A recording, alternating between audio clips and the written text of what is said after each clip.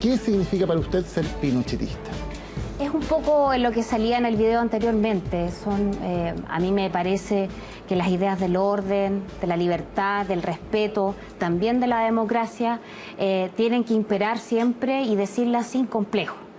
Y lo que hizo precisamente el gobierno militar, encabezado por Augusto Pinochet, fue levantar efectivamente un país que tenía un quiebre institucional importantísimo en los 3 años de gobierno de la Unidad Popular, donde había una vulneración importante de los derechos fundamentales y además, por otro lado, lo que hace también es generar las bases institucionales que hasta el día de hoy, ¿cierto?, imperan en nuestro país y específicamente evitar que Chile se transformara en una Cuba o en Venezuela, regímenes que hasta el día de hoy vemos. Cuando usted dice en la democracia, Pinochet fue un dictador, gobernó como un dictador por 17 años, no se respetaron derechos fundamentales durante 17 años. ¿Cómo puede ser un referente democrático un dictador como Pinochet? Para usted es un dictador, para mí no lo es. ¿Usted cree que no fue un dictador? Yo creo que no fue un dictador, yo creo que fue un presidente de Chile. Y que lo que hace es estar 17 años en el poder, someterse a un plebiscito voluntariamente, con una hoja de ruta que el mismo gobierno militar se fija. Van a las urnas, pierde esas elecciones y entrega democráticamente en una transición ejemplar, a diferencia de otros países del mundo, hacia un gobierno donde los ciudadanos de manera democrática pudieron votar ya sea por el sí o por el no. Pero alguien que toma el poder por la fuerza y gobierna por la fuerza, sin ningún tipo de elecciones, sin congreso, sin libertades básicas durante 17 años, ¿no es un dictador? Ahí usted tiene un error, ¿ya? Porque es el Congreso quien, previamente al pronunciamiento militar, realizan un acuerdo, un proyecto de acuerdo donde señalan, y de hecho es el ministro del Interior del Gobierno de la Unidad Popular de Salvador Allende, quien previamente incluso fue interpelado en la Cámara de Diputados, y donde se señalan las vulneraciones a la Carta Fundamental y a una serie de derechos, a la legislación nacional. Pero el Congreso no destituyó al presidente Allende, diputado. No lo destituyó. Yo no estoy diciendo que lo haya destituido, pero sí apoyaron el pronunciamiento militar del año 73. No dice eso exactamente la declaración del Congreso. No dice que apoyan un pronunciamiento militar. Dice que le hacen ver a los miembros militares de las Fuerzas Armadas, que eran ministros, este hecho. No dice, ni llaman, ni piden un golpe militar. Esa es su lectura. Incluso miembros de la democracia cristiana lo que hacen es solicitar la intervención de las fuerzas militares de nuestro país. Eso no solamente lo hace un determinado sector político, sino que una serie de otros personajes de alto renombre en nuestro país en aquella época lo solicitan, que es refrendado también por la Cámara de Diputados. Su opinión probablemente es que no es así, pero para la enorme mayoría de los chilenos yo le aseguro que la lectura es distinta. Perdón, pero usted dice que por el hecho de que altos personeros de la democracia cristiana hayan apoyado el golpe, sí, ¿eso convierte al golpe en algo democrático o convierte los 17 años de dictadura en algo democrático? Lo que hace es que las Fuerzas Armadas puedan pronunciarse, lograr que Chile, en definitiva, se libre de un marxismo. Usted no se olvide que lo que se había hecho en los 3 años anteriores es llevar a un enfrentamiento entre chilenos. Eso es lo que se quería hacer en la Unidad Popular. Eso es lo que pretendían, donde incluso personas civiles estaban armados, cuando las armas en nuestro país lo tenemos clarito, quiénes son los que las pueden usar y quienes pueden hacer, en definitiva, utilización de aquellas. No son precisamente los civiles. Y lo que estaba generándose era precisamente llevar hacia el camino de enfrentamiento entre connacionales.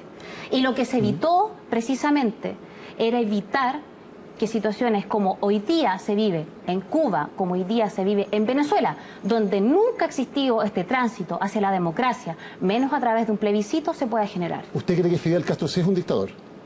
Sí fue un dictador. Absolutamente. ¿Cree que Nicolás Maduro sí es un dictador? Absolutamente. ¿Y sabe por qué? No. ¿Sabe por qué? ¿Cuál es la diferencia? Porque ellos jamás han entregado el poder. En esos países nunca han existido elecciones. Nunca ninguno de los ciudadanos ha podido elegir si sigue o no siguen gobernando. En Venezuela sí han existido elecciones en su momento. Pero no tiene nada de transparente ni objetivo, es un sistema absolutamente viciado. Y lo que ocurrió en Chile es que se reconoce esta derrota y se entrega el poder. Es curiosa la justificación, porque usted dice, no hubo nunca una dictadura en Chile, eso es lo que no entiendo, ¿no? Desde mi punto de vista, no. Porque el año 88 hubo se un gobierno un de excepción. O sea, si un gobierno es dictatorial por 15 años y al final de los 15 años llama un plebiscito, significa que nunca hubo dictadura durante los 15 años anteriores. Desde mi punto de vista, no. Yo creo que fue un gobierno de excepción, donde efectivamente yo, de manera muy categórica, no justifico, jamás lo haría y no lo voy a hacer nunca, las violaciones a los derechos humanos que ocurrieron en aquella época. Una cosa muy distinta Daniel, son las bases institucionales que se generaron, no solamente a través de la constitución política, que hoy día es como una especie de consigna. Fue mucho más profundo el proceso que ese. Son cosas distintas. Uno, desde mi punto de vista, y yo justifico el pronunciamiento militar, creo que era necesaria la intervención. Otra cosa diferente, por la cual además están el día de hoy cumpliendo condenas en la cárcel de Punta Peuco, una serie de exuniformados por haber cometido delitos. ¿Y usted dice que no justifica esos delitos? No, jamás lo justificaría. ¿Y cómo entonces puede declararse? Para terminar mi punto. A diferencia, Daniel, de lo que sí ocurre en la izquierda. En la izquierda incluso tenemos personas confesas de haber cometido delitos, al menos de haber sido el autor intelectual de un delito, como es en el caso del diputado Tellier, que además es el presidente del Partido Comunista, que nunca ha sido siquiera procesado, porque para ellos ahí sí opera la prescripción. En este otro caso no. Entonces, cuando yo digo, yo me declaro agradecida al gobierno militar, me declaro pinochetista, es porque yo ya me cansé, Daniel, de que nos cuenten la verdad de la historia a medias. Como que si del año 73 en adelante se generara Chile, y eso no es cierto. ¿Es verdad la historia que cuenta la Comisión Rettig y la Comisión Balich? Comisión Rettig, 2.298 chilenos ejecutados, 1.209 detenidos desaparecidos. Comisión Balich, 28.259 chilenos víctimas de prisión política y la tortura. gran mayoría de los que fueron juzgados están cumpliendo su condena. Hay otros que ya murieron. Pero lo que yo le quiero decir es que existe ahí un cumplimiento, y yo no me declaro de esas personas en particular seguidoras, ni mucho menos. Acá hay que dejarlo muy claro. Yo lo que me declaro es agradecida de una obra fundacional.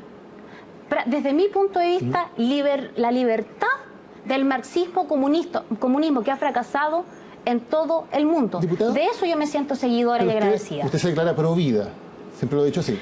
Más que pro vida, yo siento, y desde mi punto de vista, que aquel que está por nacer, ese bebé, tiene los mismos derechos de nacer, cierto, que cualquier otro ciudadano, porque no le ha generado un daño a nadie. ¿Y los más de 3.000 chilenos que fueron asesinados por la dictadura? Pero creo que, por ejemplo, los delincuentes que cometan el delito de violación con homicidio de menores de lactantes no tienen derecho a vivir. ¿Y los más de 3.000 chilenos ejecutados por la dictadura? ¿Y qué quiere que le diga eso? Están cumpliendo su condena, le acabo de señalar. ¿Pero para usted eso es justificable? Y para eso, como he dicho, y le repito, Daniel, que yo no justifico ninguna violación a los derechos humanos. Pero no solamente de ellos, sino que también diputada, de los uniformados que murieron en enfrentamiento, porque la violencia política que ellos han vivido también vale. Diputada, esas vidas también valen. No solamente lo de la izquierda. Los derechos humanos deben ser universales. Diputada, y yo lamento la muerte de todos, civiles y uniformados. Pero, diputada, usted se declara admiradora de quien fue el líder de un régimen que asesinó a más de 3.000 personas. Que nos liberó del marxismo-comunismo, que nos liberó de que hoy día, te insisto, estemos viviendo como Cuba o como Venezuela. ¿Acaso, díganme, le recriminan al Partido Comunista la cantidad de muertes en el mundo?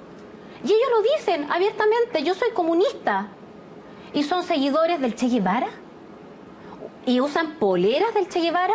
Uno de los peores genocidas de la historia del mundo. Pero, diputada, la misma lógica que usted está usando, apliquemos el periodismo que sea objetivo para ambos lados. Le pido la misma lógica, por lo tanto. Usted está celebrando un régimen que asesinó a más de 3.000 chilenos. Yo le estoy diciendo que yo condeno, que yo lamento y que las personas que han sido procesadas están cumpliendo su condena en Punta Peuco. ¿Pinochet debería haber cumplido una condena? Desde mi punto de vista, yo no soy quien, no soy el Poder Judicial, no me corresponde. Yo lo que hago es una valoración política de la historia de nuestro país. Ni siquiera estoy justificando o cuestionando los fallos de los tribunales respecto a los que están en Punta Peuco hoy día cumpliendo condena. Malamente lo voy a hacer de Pinochet. ¿Cuál es su valoración política del líder de un régimen que asesina a más de 3.000 chilenos y tortura a más de 30.000? Lo que le acabo de decir. Yo desconozco si hay algún proceso, si inició algún proceso donde Augusto Pinochet haya matado a alguien. ¿Usted haya conoce los procesos que hubo contra Augusto Pinochet? No hay una sentencia, Daniel, respecto de eso. Porque primero fue sobreseído por demencia mental y luego murió. Pero no me corresponde a mí, Daniel. Es como que yo entrara a prejuiciar o a valorar los fallos que están hoy día de las personas cumpliendo en Punta Peuco, donde ahí opera la imprescriptibilidad, el secuestro permanente, que es una figura que en nuestro país ni siquiera penalmente existe. Pero es que quiero entender su razonamiento. Usted lo que considera y su razonamiento político al respecto, ¿usted cree que Pinochet no sabía que ocurrían estas violaciones a los derechos humanos, no tenía responsabilidad sobre ellas, o que aún teniendo responsabilidad sobre ellas, usted lo pone en la balanza y considera que no es tan grave? Daniel, yo no tuve el privilegio de conversar con él. no tuve la oportunidad de compartir y comentar estos hechos, porque créame que si lo hubiese hecho se lo contaría, pero no tuve el privilegio. ¿Usted cree que era posible que en un país donde, según el propio Pinochet, no se movía ni una hoja sin que él lo supiera, pudiera operar este mecanismo de represión sin que él se enterara? Daniel, no lo sé porque no tuve el privilegio de conversar con Augusto Pinochet nunca, desgraciadamente. Probablemente, y si yo hubiese tenido la oportunidad, así como tengo la valentía de decirle todo lo que le he dicho, le diría también. Pero lo que yo hago es valorar hechos objetivos. No hay subjetividad en mis palabras. Yo lo que estoy diciendo, condeno clarito la violación de los derechos humanos, valoro la obra institucional y fundacional desde mi punto de vista y lo que implicó el gobierno militar en nuestro país, no solamente en materia económica, sino que también en materia social.